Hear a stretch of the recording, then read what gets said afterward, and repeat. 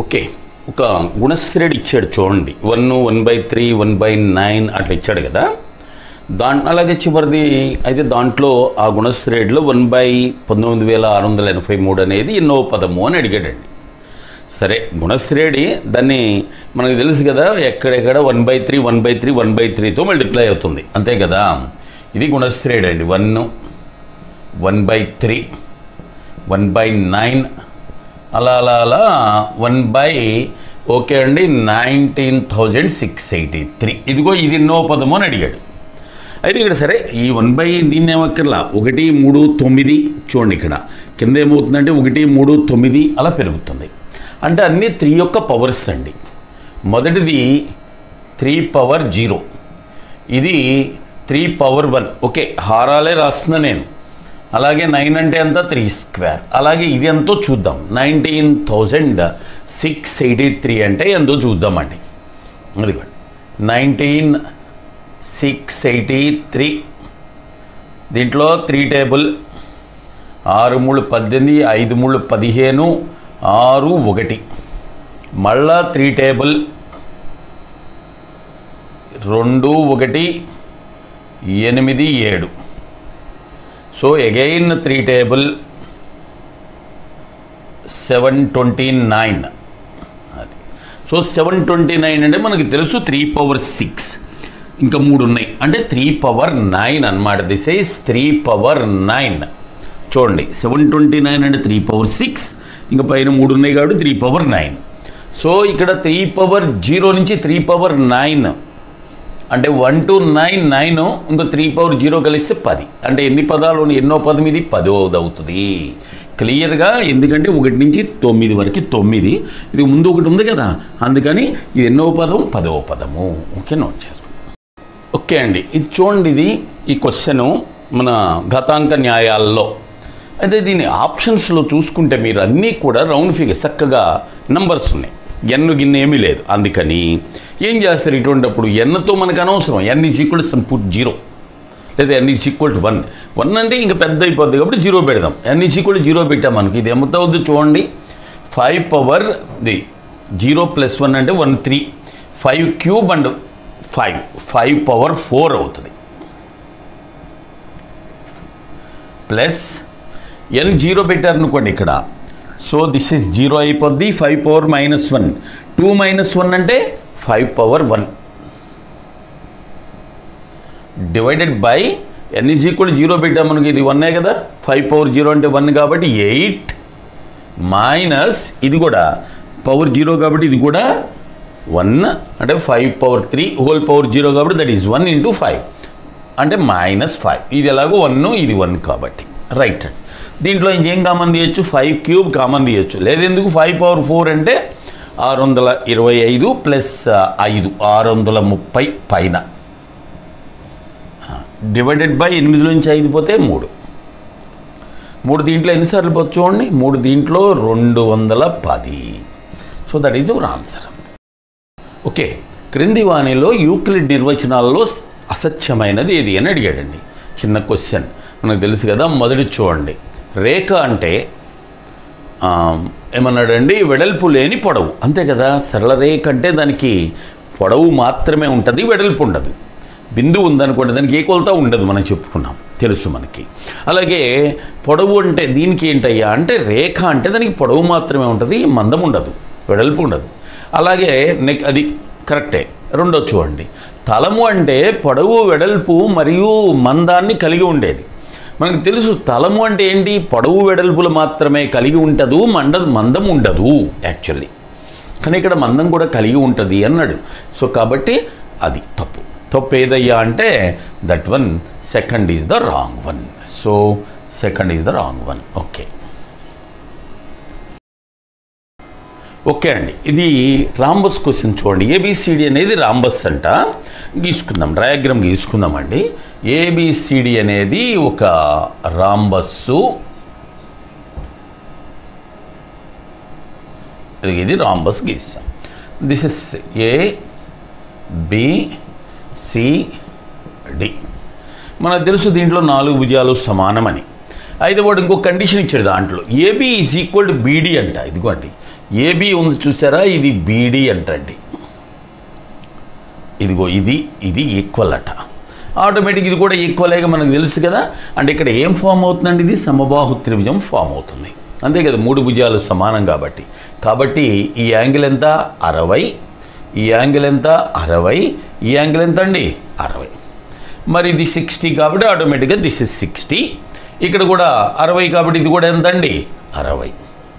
అలాగే ఇక్కడ కూడా 60. వాడు ఏమడిగాడంటే నిన్ను బిఏడి అంటే ఏ కదా, angle BAD is to angle ADC. BAD అంటే 60. మరి ఏడిసి చూడు, ఏడిసి అంటే 60 120, దట్ ఈస్ 120. సో 60 ఎక్కువ దీంట్లో ఒకసారి 2 సార్లు, సో దట్ ఈస్ 1:2. ఓకే, 8 యొక్క 5 వరుస గుణిజాల మొత్తము 840. 8 యొక్క 5 వరుస గుణిజాల మొత్తం 840 అయితే వాటిలో చిన్నది ఏది అని అడిగాడండి. సో మొత్తం 840 కదా, వరుస గుణిజాలు అంటే ఒక రకంగా చెప్పాలంటే అంకశ్రేణిలో ఉంటాయి. అప్పుడు 5 కదా, సో దట్ ఈజ్ 5తో భాగించామనుకోండి మధ్యలో వచ్చేస్తుంది. ఎప్పుడైనా సరే సగటు ఎప్పుడు వరుస సంఖ్యల యొక్క సగటు మధ్యలోది. అందుకని 8 యొక్క 5 వరుస గుణిజాలు కదా, వరుస సంఖ్యలు కదా, దాన్ని 5తో భాగిస్తే ఏదో వస్తుంది, మధ్యలో వస్తుంది. సో దిస్ ఈజ్ ఎన్నిసార్లు అండి 168. ఇదిగోండి ఇది 168. వాడు చిన్నది అడిగాడు, దాని ముందు ఎంత ఉంటుంది 160. అంతే 8 తగ్గించాలి కదా, దాని ముందు ఎంత ఉంటుంది 152. సరిపోయింది. అదేగా లీస్ట్, ఇటు పక్కన 2 ఉంటాయి, అటు పక్కన 2 ఉంటాయి మధ్యలో దానికి. సో కనిష్ట సంఖ్య ఎంత అయ్యా అంటే 152. ఓకే, అర్ధగోళం యొక్క ఘనపరిమాణము దాని యొక్క సంపూర్ణతల వైశాల్యానికి సమానమైతే దాని వ్యాసం ఎంత అన్నాడండి. అర్ధగోళం యొక్క ఘనపరిమాణానికి సూత్రం ఏంటి, 2/3 πr³. మరి దాని సంపూర్ణతల వైశాల్యానికి సూత్రం ఏంటి, 3πr². ఇక క్యాన్సిలేషన్ చేద్దాం, పై అండ్ పై అవుట్. ఇక్కడ r², ఇక్కడ 3 ఒక 6 మిగులుతుంది. సో దిస్ ఇస్ 3 వచ్చేసింది అనుకోండి, r = 3 3 9 2 9/2. అయితే వాడు అడిగింది వ్యాసం కదండి, d కదా, దీనికి డబల్ అంటే ఎంత 9. 9/2కి డబల్ అంటే 9 కదా. ఓకే, క్రింది వాణిలో ఆరోహణ క్రమం అంటే ఏబీసీలు 3 ఇచ్చాడండి. వాటి వాల్యూలు కనుక్కొని వాటిని ఆరోహణ క్రమంలో రాయాలి. ముందు ఏ కనుక్కుందాం చూడండి. ఇలా ఇచ్చాడు కదా, ఈ బ్రాకెట్ లోపల ముంచేయాలి కదా. -30 -1 అంటే -31. అంటే ఇక్కడ -31 డివైడెడ్ బై -31 అంటే ఏ ఎంత అండి 1గా. ఏ = క్లియర్గా 1. ఎందుకంటే ఇది -31 బై -31 అంటే 1. రైట్, ఇక్కడికి వద్దాం.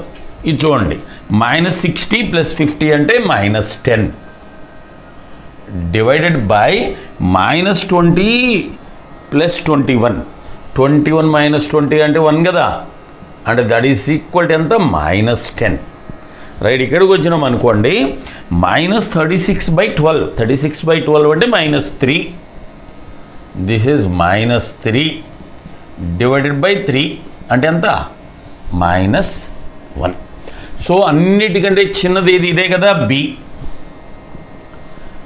అన్నిటికంటే చిన్నది. ఆ తర్వాత చిన్నది ఏది బేసి. ఆ తర్వాత అన్నిటికంటే పెద్దది ఏ అవుతుంది.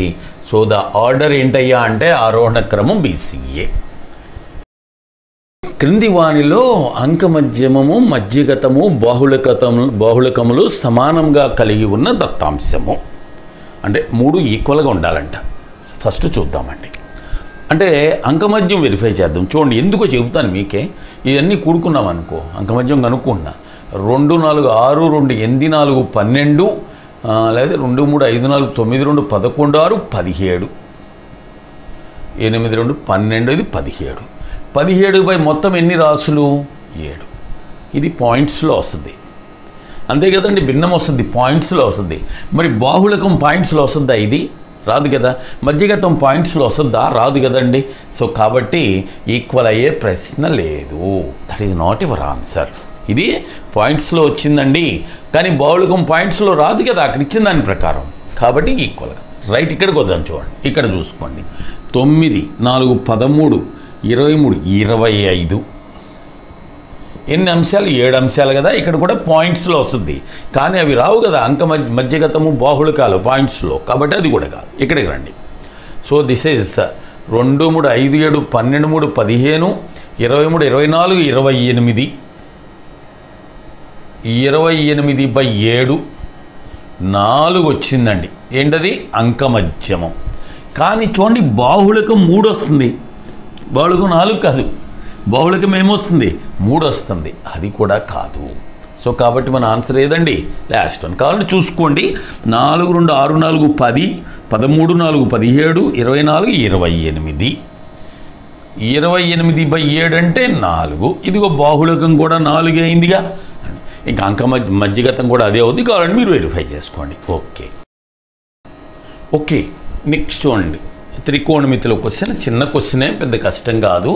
ఏమిచ్చాడంటే cot power 4 θ plus minus cosecant 4 θ power 4 θ. అలాగే then cot square θ and cosecant square θ. So దీంట్లోంచి ఇదిగోండి, ఇక్కడ ఈ cot square and cosecant square common తీయొచ్చు కదా, ఎందుకంటే ఇది cot square plus cosecant square into cot square minus cosecant square. ఇది కామన్ తీసేస్తున్నానండి. నెంబర్ ఆఫ్ స్టెప్స్ తప్పదు, తగ్గించుకోవాలి. అవన్నీ వేయలేం మనం. కొసీకెంట్ స్క్వేర్ ఇంటూ ఇది దీంట్లో ఎన్నిసార్లు పోద్ది? cot square minus cosecant square.